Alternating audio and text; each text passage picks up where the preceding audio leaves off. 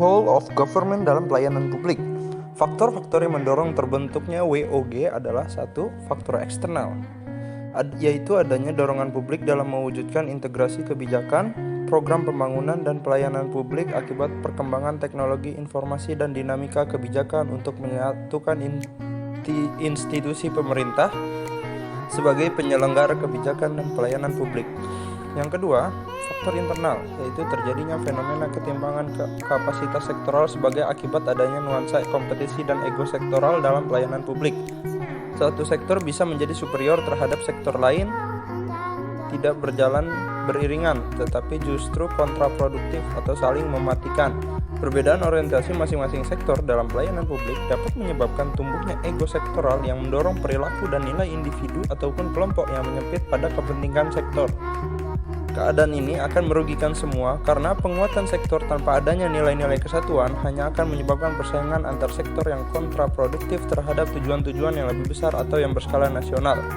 Menguat dan tumbuhnya sektor dalam perspektifnya masing-masing diikuti dengan adanya pelembagaan atau ketentuan peraturan perundangan sektoral yang relatif mengabaikan tujuan bersama atau nasional dengan lebih mementingkan kepentingan sektoralnya. 3. Keberagaman latar belakang nilai, budaya, dan adat istiadat serta bentuk latar belakang lainnya mendorong adanya potensi disintegrasi. Pemerintah sebagai institusi formal memiliki kewajiban untuk mendorong tumbuhnya nilai-nilai perekat kebangsaan yang akan menjamin bersatunya elemen-elemen kebangsaan dalam satu frame NKRI. Dalam hal ini, konsep WOG menjadi penting karena sangat diperlukan sebagai upaya untuk memahami penting kebersamaan dari seluruh sektor guna mencapai tujuan bersama. Sikap, perilaku, dan nilai yang berorientasi sektor harus dicairkan dan dibangun dalam fondasi kebangsaan yang lebih mendasar yang mendorong adanya semangat persatuan dan kesatuan. Beberapa cara yang dapat dilakukan melalui pendekatan WOG baik dari sisi penataan institusi formal maupun informal antara lain. 1. Penguatan koordinasi antar lembaga. 2. Membentuk lembaga koordinasi khusus. 3. Membentuk gugus tugas. 4. Koalisi sosial. Praktek WOG dalam pelayanan publik. Jenis-jenis pelayanan publik. 1. Pelayanan yang bersifat administratif, bersifat menghasilkan berbagai dokumen dan surat-surat resmi yang dibutuhkan oleh warga masyarakat. 2. Pelayanan jasa, yaitu menghasilkan bentuk jasa yang dibutuhkan oleh masyarakat seperti pendidikan, kesehatan, ketenagakerjaan, perhubungan, dan lain-lain.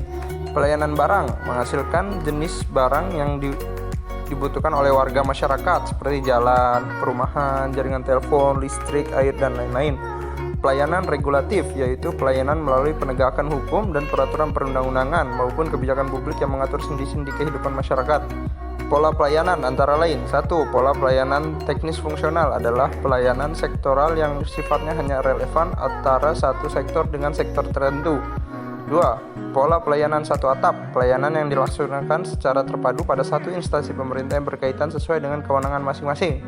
3. Pola pelayanan satu pintu, pelayanan masyarakat yang diberikan secara tunggal oleh satu unit kerja pemerintah berdasarkan pelimpahan wewenang dari unit kerja pemerintah terkait lainnya yang berkaitan.